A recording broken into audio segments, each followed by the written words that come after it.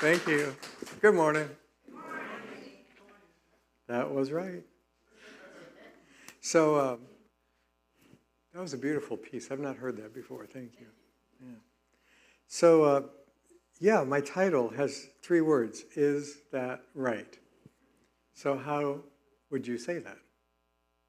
Would you say, is that right? Or would you say, is that right? Or would you say, is that right? Or would you say, is that right? Same 3 words. What they mean depends on how you say them. How you say them depends on how you look at them. That's the whole talk. But since I have to fill a little more time, we'll go a little further. So here's the story from the first chapter of Genesis. After God created everything, God looks out upon everything that he has created, everything, and says, oh, well, that's wrong. Oh, you've read the story. No, he doesn't say that. What does he say? It is good. You're looking out on the same creation. What do you say?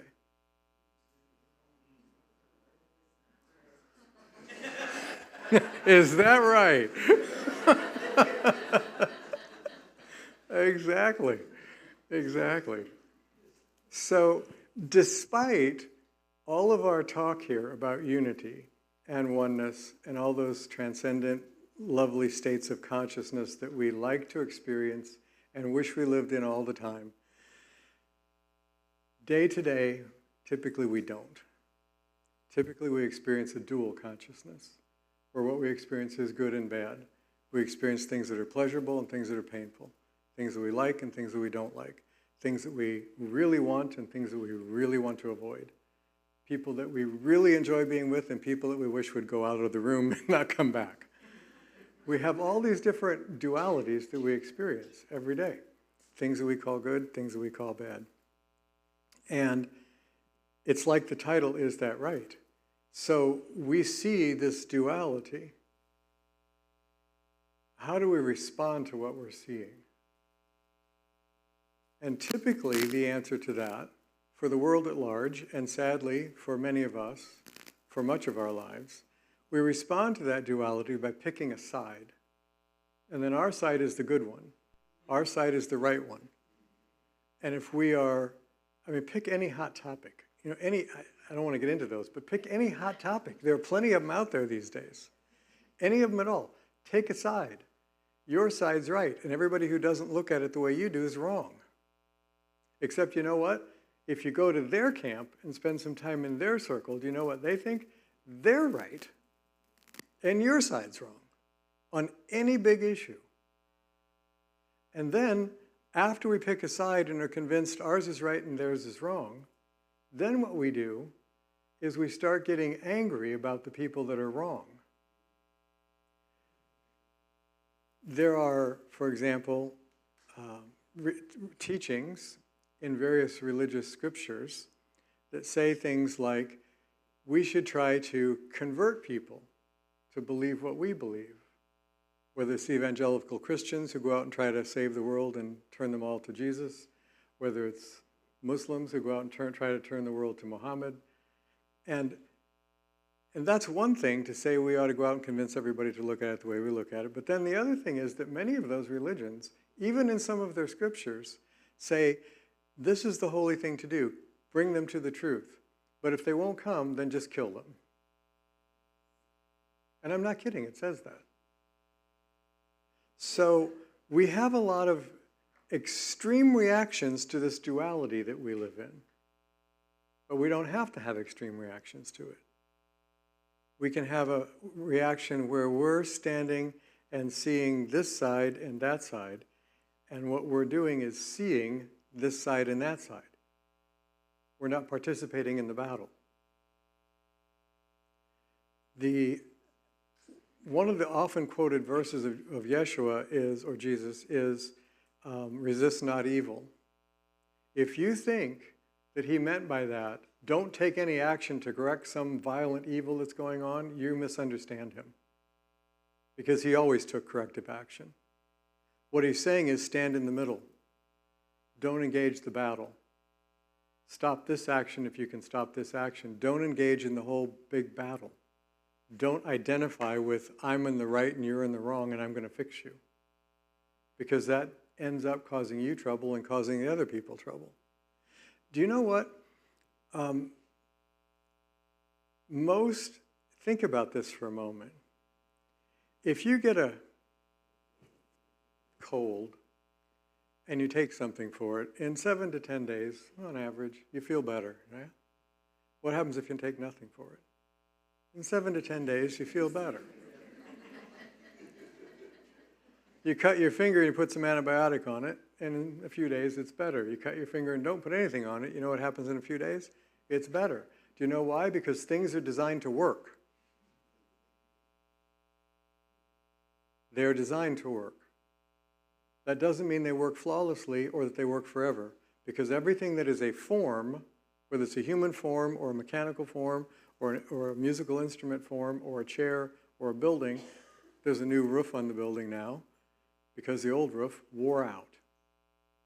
Things wear out. This wears out. They don't last forever.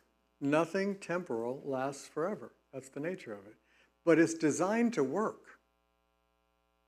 And we can cooperate with the design and help it to work better longer, or we can work against the design and make it work more poorly and last less long. Does that make sense to you? Makes sense to me. So all that being true, here we have this kind of dual world or dual consciousness that we often experience in our everyday life, and we look at it and we do something with it. And what we do with it over and over again trains us to see it in a certain way. We program ourselves. Do you know that your computer cannot run any program that has not been put into it? You can have the best software in the world and never load it into a computer. You know how much good that does your computer? You can have the best teachings in the world about how to really wake up to God and live in that consciousness. But if you don't load it, it doesn't do you any good at all. We program ourselves, and we program ourselves in very small part by intentional actions.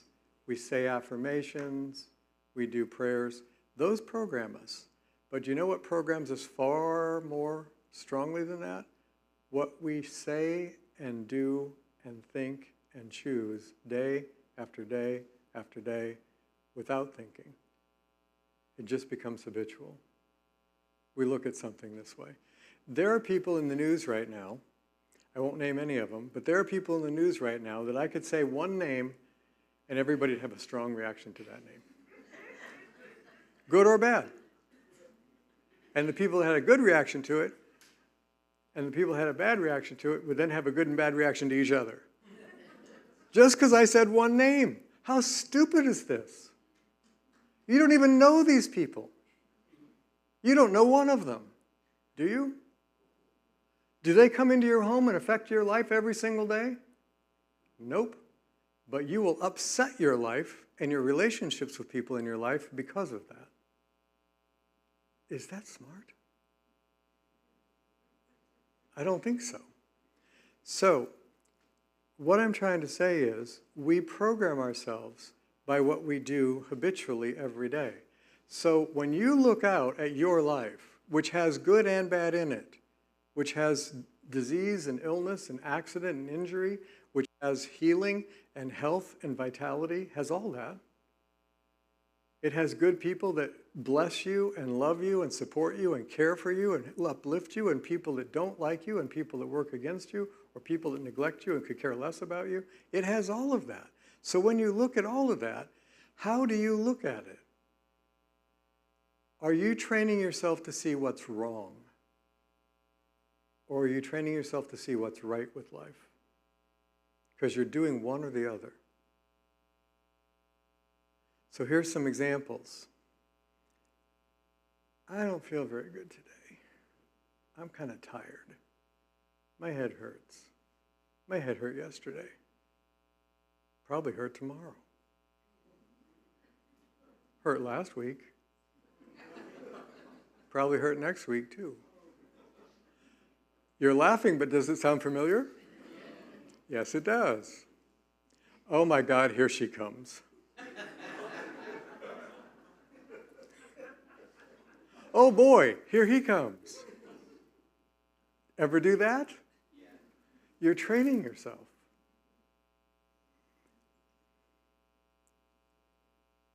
I've told this story before, but it arises right now, so I'm going to tell it one more time. I was in Chicago many years ago when I was in college, which was a long time ago. And even then, certain parts of the South Chicago were very dangerous, especially after dark. And there were a group of us up there for a theater thing, and we got lost. We couldn't find our way back to our hotel. And it was late, and it was on a weekend, late night, in a very bad part of Chicago.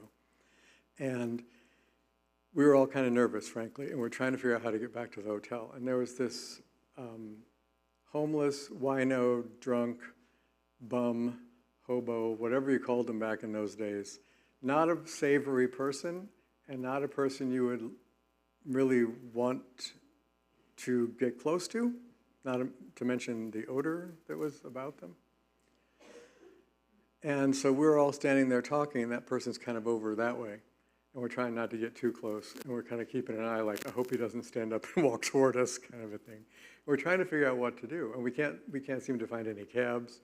And we're all college kids with no money. We couldn't afford a cab anyway. And so this guy stands up and starts walking toward us. And my first thought is, oh, great. Things aren't bad enough. Now we're going to get mugged or robbed or, whatever. And so this guy comes up to me and says, you're looking for this hotel? And we said, yeah. He said, I know where that is. It's about 8 blocks from here. I'll show you where it is. And we're like, oh, thanks. And so I said, well, where is it? And he said, no, I'll just take you there. So he walked us like 8 or 9 blocks to this hotel. And he was right. That's where it was. And we thanked him. And a couple of us did have a couple dollars on us. So we got a couple dollar bills out. We're going to give him a couple bucks. And he said, what are you doing? And we said, well, we want to thank you for doing this. He said, I didn't do this for money, man. You just needed help. Not how I was looking at him. There are people who will take an opposite position of everything you care about on any spiritual or political issue, and those people can still do good in their life and in yours. There are people that you would think would do good in your life and the lives of those around them, that you could always count on them to do the right thing, and they don't. Have you noticed that? So we train ourselves to look at everything that's wrong. Right now, if you have a stomach ache, if you have a headache, if you're tired, if you have an injury, if you've had dental work done, which I just did, which was not a pleasant experience, there's a tendency to focus on what isn't right in your life or isn't the way you want it in your life. So let's say that you have a physical, any of you have any physical things at all going on in your life right now that are unpleasant?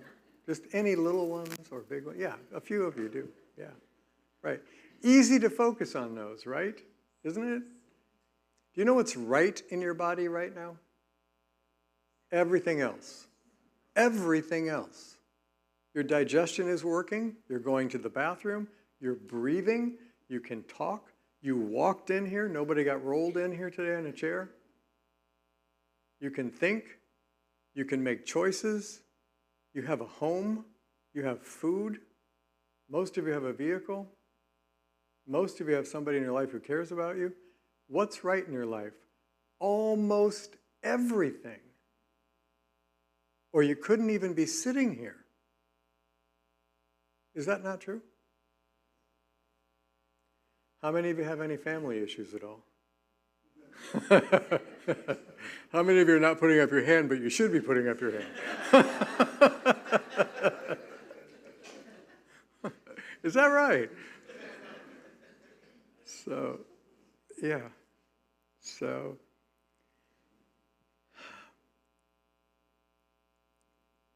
we cannot control everything that happens to us, but we can control how we respond to things that happen to us and how we think about life in general.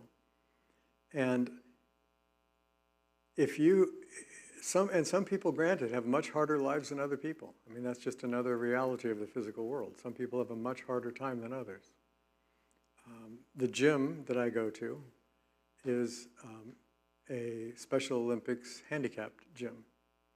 And almost everybody in there is way worse off than I am. Almost everybody. And it's a really good place for me because, first of all, it's a really good staff. But second of all, every time I feel a little sorry for myself about conditions I have to deal with, I walk into that gym and think, oh, thank God. Thank you, God, that I walked into the gym. You know? So I'm going to read you a verse that's from Deuteronomy. It's 39:19, if you want to look it up later. And it says a really interesting thing. And this is supposedly God speaking directly to the people through Moses. And what it says is, I have set before you both life and death, both the blessing and the curse. Choose life. That's 99% of the spiritual teachings right there. It's your choice. Which are you choosing?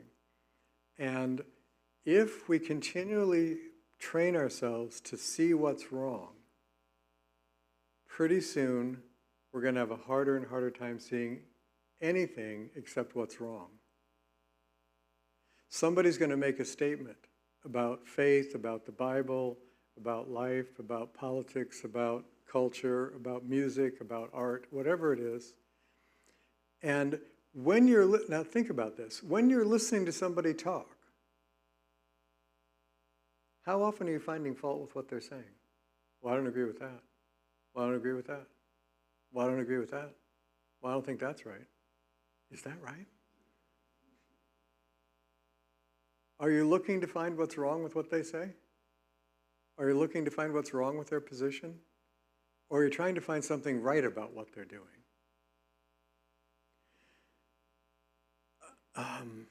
One of the things, I have one good friend that amazes me in many ways. And one of the things that I have seen, not just him talk about, but seen, is that there are people that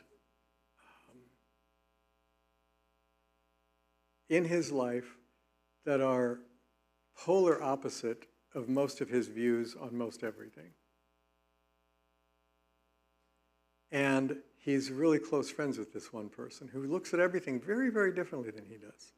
And I was like, why do you like this person? Why do you hang around with this person? And he said, because he's good to me and my family. That matters more than what he believes. And doesn't it? It really does. So when you come here and hear me, hear Wanda, hear whoever else is speaking up here, if we're sitting out there listening to somebody, or we listen to Gabriel play, or we listen to whoever's playing, and we listen to those things, and we find ourselves thinking, I believe this part of what Unity teaches, but I don't believe that part of what Unity teaches. Well, I think this part's right, but I don't think that. Well, I think Gabriel that was a pretty good song. Well, last time I didn't like his song. That wasn't a good time. That wasn't a good song last time. You know, pick ones like this. This was way better. You know, and I start having that attitude. I miss so much of what is good. And who suffers when I miss most of what is good? Me. And then I complain about there's not enough good stuff in my life. I need better people in my life. I need better funds in my life. I need better resources in my life. I need a better church in my life. Oh, I don't like this church. I'll go to... I know people, maybe you do too. I know people that if you followed them around for the last 4 or 5 years, They've been involved in 12 different spiritual organizations. They've studied Hinduism. Have they? No. They've read one book or a few paragraphs about it. They've studied Buddhism. Have they? No. They read a couple of paragraphs of some book about Buddhism. They've studied Christianity. Have they? No. They've heard about it at some church somewhere. You haven't studied a religion until you've lived a religion. You don't know somebody until you watch how they live. Every day, not just for 5 minutes somewhere in a church.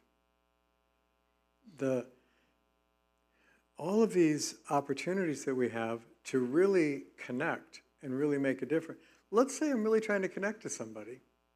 There's somebody that you're talking to after the service this morning, and you're really trying to connect with them.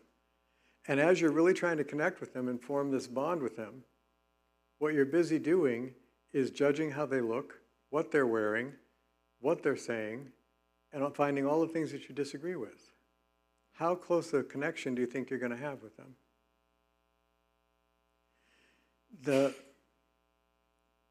Here's what Yeshua never said. I give you a new commandment. Continually judge one another and whether they're worthy of your attention or not.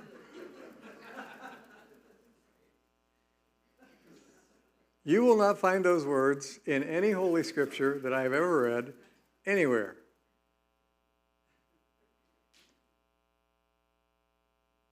Now, here's another thing that's a little bit... The commandment also was not... The new commandment is that you like everybody. That's also not the commandment. Because the truth is, you're not going to. You're not going to like everybody. They're just people that just... Aren't there? Yeah, I mean, if you're honest, there are. Does that mean you can't love them? No. Does it mean you wouldn't help them if they were in trouble? No. Does it mean you would hang out with them every day and every night and want them to be a 24-hour part of your life? No, it doesn't mean that. And that's okay. So let's take a moment, just a moment, and think about what's right in your life right now. What's right physically in your body and your health? What's right in your finances right now? In your material resources? What's right with your house? Not the leaky faucet upstairs, but what's right with your house, that all the other faucets work and the roof isn't leaking? What's right in your relationships right now, in your marriage right now, in your friendships right now? What's right in your work life right now? What's right in this church right now? What's right about what the board of directors and Wanda are doing? What's right about what you're learning here?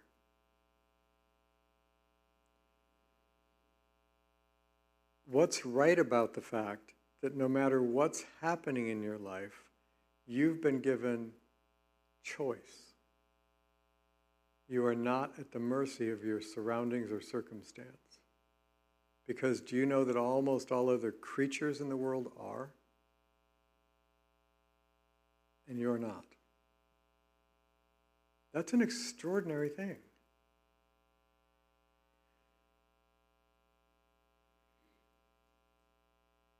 So what I'd like you to do for one more moment is think about someone who was in your life in the past that was instrumental in you developing an approach to life that has helped to keep you lifted up, that has helped open you to true things, that has helped inspire you to keep searching. If there's someone in your life right now or in the past that has done that, then realize the blessing that that presence has been in your life, either in the past or now. And if that person is still in your life and is still around, maybe sometime later today or this week, get in touch with them and just tell them thank you. There are a lot of people who would like to have someone like that in their life. and can't seem to find anybody. And one of the things that I believe that's right is that this particular church community, this gathering of souls here, not just in the service today, but in the things this church does, in the opportunities it provides, in the Johnny Appleseed Festival coming up, and all the different things that it does, there's an opportunity there to be that kind of person for somebody else, to be the person that inspires somebody else, that encourages somebody else, that says, well, okay, you screwed up, get back up, start over again. You know? To help people believe in themselves. And that's another part of the training ourselves. Our culture tends to support, if I've made a mistake, if I've done something wrong in what I've said, if I've hurt somebody, if I've messed up something, if I've tried and failed at something, we have this sort of training that says, oh, I'm not good enough, I couldn't do this, I failed at this, I failed at that business, I failed at this marriage, I failed in this relationship, I failed to live up to my own standards, I'm not very good, I'm not good enough. Do you know what it really means when you fail? It means you're learning something that you didn't know before then. It means that you made a mistake because you didn't understand. And now that you've made a mistake, you can understand better. So mistakes actually are part of the design of why things work right. Listen to that again. Mistakes are part of the design that helps things work right. Because you can learn from them. Yeah? And so instead of getting down on ourselves when we make mistakes and feeling like, and getting this whole self-pity, depressed thing going on, where you, however long you indulge in that, whether it's 5 minutes or a month or 5 years or 20 years, I know people that are still depressed from things they did 20 years ago. I really do.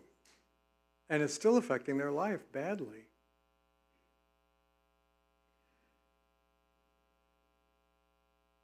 When we do that, we begin to shut down to our learning. And once you stop learning, a lot of things go pretty poorly in your life. But once you stay open to learning, more possibilities arise. And the more you learn, the more possibilities arise. And the more choices you have. And if somebody you care about has failed at something, including failing you, that doesn't mean they're a horrible person. It means they screwed up. And if they're still trying, if they want to get back up and do it better, let them. How would you like to be judged for the rest of your entire life on one bad thing that you did? And somebody take one of your worst moments and say, this is Stephen. That's him. That's how he behaves. Picking my worst moment I've ever had. I don't know about you, but I would hate to be thought of that way. And I can think of some moments without even trying hard that I would like you not to know. Because you might think of me that way. So take a moment here before we go into the meditation and just look around the room a second and see how much is right with the people that are here. There is more right with every single person you see than there is wrong. More right than wrong. More good than bad.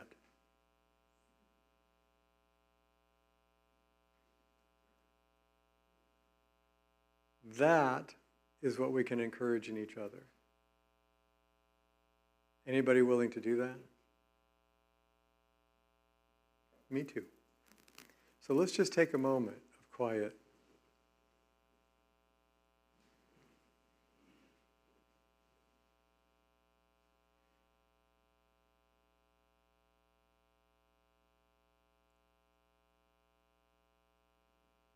All the pathways you've followed that have led you to this moment in your life, all the relationships from the past, all the study from the past, all the good and bad experiences, all the illnesses and recoveries, everything you've gone through, things you wish you had never had to encounter, things you're happy you had, everything you've gone to. Think about the amount of things, physically, socially, financially, spiritually, emotionally, imaginationally, relationship-wise.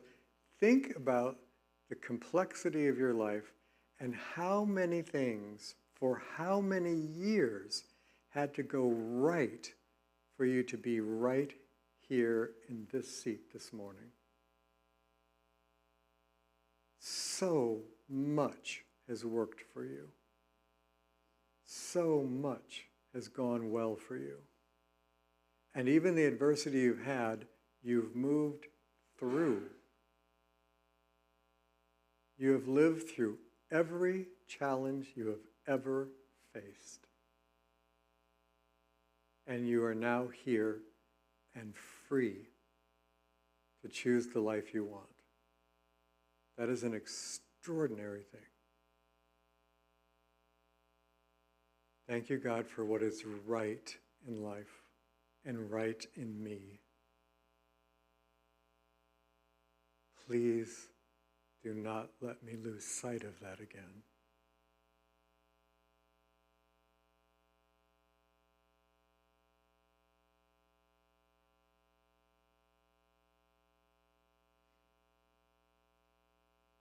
So I want to end by just saying thank you for your kind attention this morning. And I want to tell you a very short story that was meaningful to me and also a little funny. I told it here once quite a while ago, so you may have heard it, but it seems really fitting, so it just popped into my head.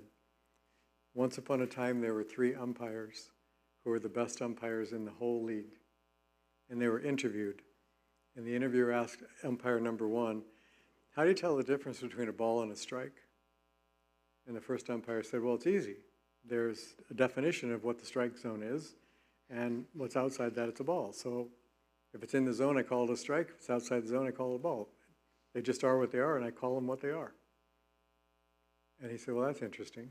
So he went to the second umpire and said, well, how do you do it? The second umpire said, well, all that's true, but it's really difficult to tell sometimes. It all happens really fast, and you don't always have the best vantage point to see it, and sometimes you're not sure. So I just do my best to call them as I see them. He said, okay. He went to the third umpire, and he said, how do you tell the difference between a ball and a strike? And he said, well, the important thing is that what they both said is true. There is a ball and a strike. They're clearly defined. It's also clear that sometimes it's really hard to tell the difference. And so you got to just kind of do your best. And he said, but the thing that helps me is realizing they ain't nothing till I call them. Amen to that.